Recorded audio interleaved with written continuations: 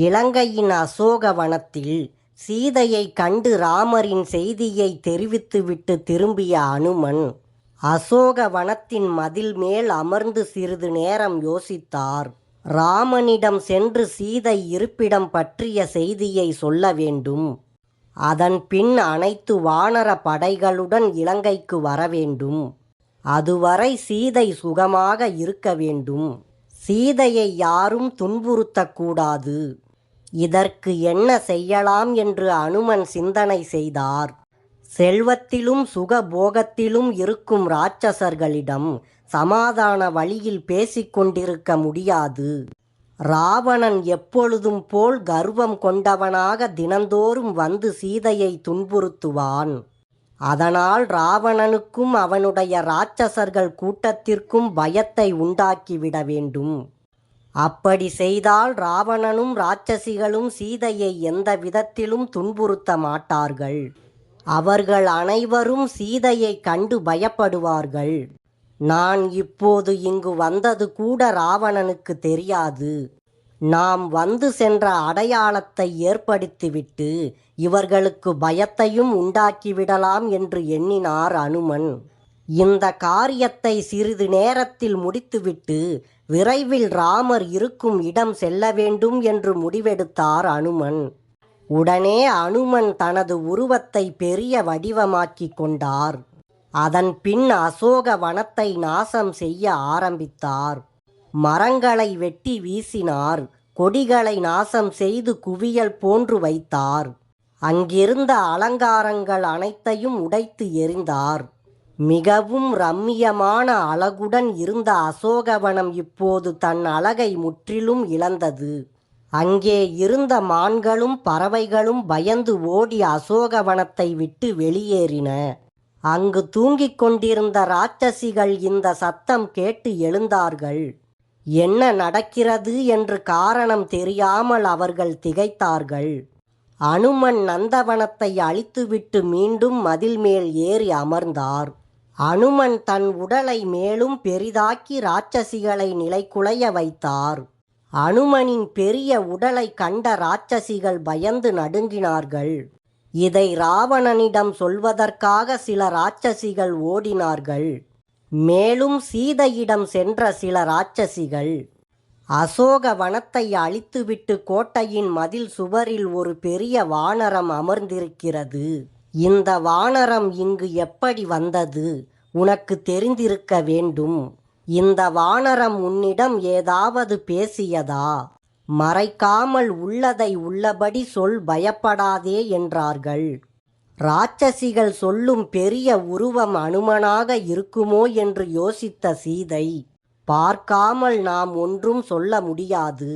இவர்கள் நம்மை ஏமாற்றுவதற்காக ஏதாவது சொன்னாலும் சொல்லலாம் என்று முடிவுக்கு வந்து இராட்சசிகளிடம் பேச ஆரம்பித்தாள் சீதை.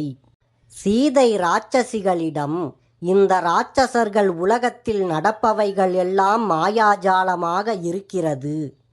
இங்கு இருக்கும் இராட்சசர்கள் எல்லாம் அவர்கள் விருப்பம் போல் தங்கள் உருவத்தை மாற்றிக்கொள்கிறார்கள்.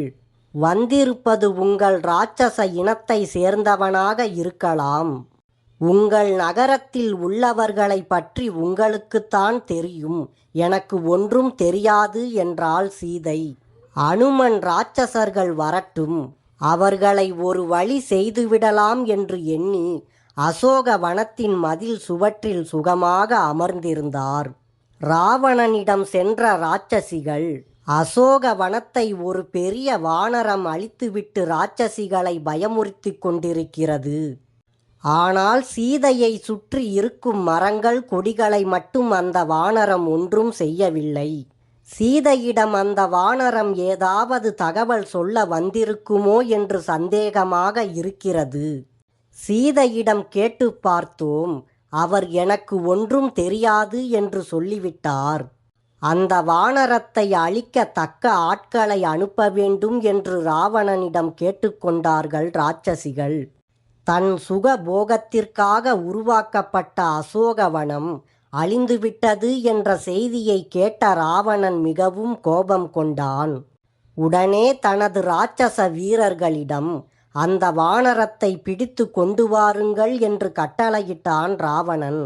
இரும்பு உலக்கைகள், கத்தி மற்றும் பலவிதமான கொடூர ஆயுதங்களுடன் இராட்சச வீரர்கள் அனுமனை பிடிக்க அசோக வனத்திற்கு விரைந்து சென்றார்கள்.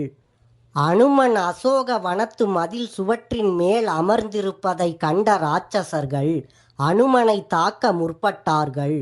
அனுமன் இராட்சசர்களை கண்டதும் அசோக வனத்தின் வாயில் கதவில் இருந்த பெரிய இரும்பு கட்டையை பிடுங்கினார். தன்னை எதிர்கொண்ட இராட்சசர்கள் அத்தனை பேரையும் எதிர்த்து யுத்தம் செய்தார் அனுமன். மரங்களை வேரோடு பிடுங்கி அவர்களின் மீது எறிந்தார். பின் வந்திருந்த இராட்சசர்களை ஒருவர் பின் ஒருவராக அழித்தார். அதன் பின் அசோகவனத்தின் மதில் சுவற்றின் மேல் மீண்டும் ஏறி அமர்ந்து கொண்டார். வாழ்க ராமர், வாழ்க லட்சுமணன், வாழ்க சுக்ரீவன் என்று கர்ஜனை செய்த அனுமன் இராட்சசர்களை நோக்கி, உங்களுக்கு அழிவு காலம் வந்துவிட்டது. எங்களது பகைவர்களான உங்களை அழிக்க நான் வந்திருக்கின்றேன். 1000 ராவணன்கள் இருந்தாலும் இப்போது என்னிடம் யுத்தம் செய்ய வரலாம். என்னை எதிர்க்க வரும் அனைவரையும் அழிக்க நான் தயாராக நிற்கின்றேன். உங்கள் நகரத்தை இப்பொழுதே அழிக்கப் போகின்றேன் என்று இலங்கை நடுங்கும்படி அனுமன் கர்ஜித்தார். வானரத்தை பிடிக்க சென்ற இராட்சசர்கள் அனைவரும் இறந்துவிட்டார்கள் என்ற செய்தியை கேட்ட ராவணன் மிகுந்த கோபத்துடன் கொதித்து எழுந்து கர்ஜனை செய்ய ஆரம்பித்தான். பின் இராட்சசர்களின் நிகரற்ற வீரனான பிரகஸ்தனுடைய மகனான ஜம்புமாலி என்பவனை அழைத்தான். அவனிடம் அந்த வானரத்தின் கொட்டத்தை அடக்கிவிட்டு வா என்று உத்தரவிட்டான் ராவணன். உடனே இராட்சசன் ஜம்புமாலியும் கவசம் அணிந்து கொண்டு தனது கொடூரமான ஆயுதங்களுடன் அசோகவனம் கிளம்பினான். அனுமன் அசோகவனத்தின் அருகில் இருக்கும் பெரிய மண்டபத்தின் மேலே ஏறி நின்றார். பெரிய உருவத்தில் இருந்த அனுமன் நிற்பது இலங்கையின் மேல் ஆகாயத்தில் ஒரு பொன்மயமான மலைத்தொடர் இருப்பது போல் இருந்தது. இலங்கையை அழிக்க வந்திருக்கிறேன் என்று கர்ஜனை செய்த அனுமனின் சத்தம் நகரத்தின் 8 திசைகளிலும் எதிரொலித்தது. அனுமனின் சத்தத்தை கேட்ட பல இராட்சசர்களின் உள்ளம் நடுங்கியது. அந்த பெரிய மண்டபத்தில் காவல் காத்து கொண்டிருந்த இராட்சசர்கள் அனுமன் மீது பல பயங்கர ஆயுதங்களை தூக்கி எறிந்து தாக்கினார்கள்.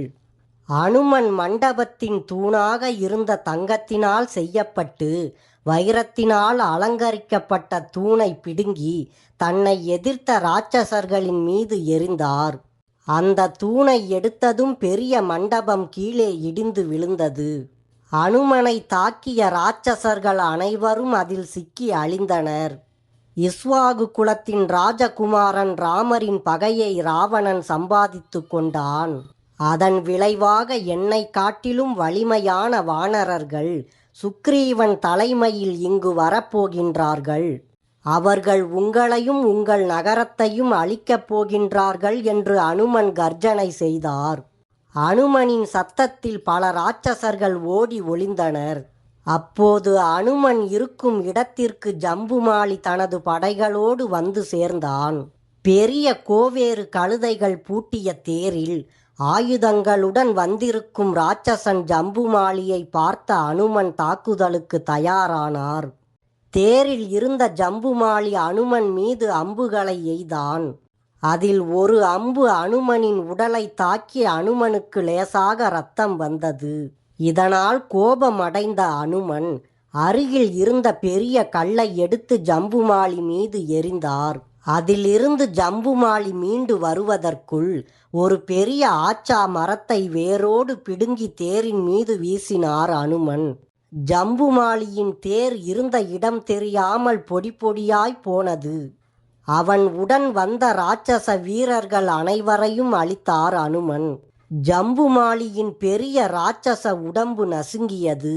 ஜம்புமாலியின் கை, கால், தலை என அடையாளம் தெரியாமல் அனைத்தும் தரையோடு தரையாக பிண்டமானது. யுத்தத்தின் முடிவில் ஜம்புமாலி இறந்த செய்தி ராவணனுக்கு தெரிவிக்கப்பட்டது.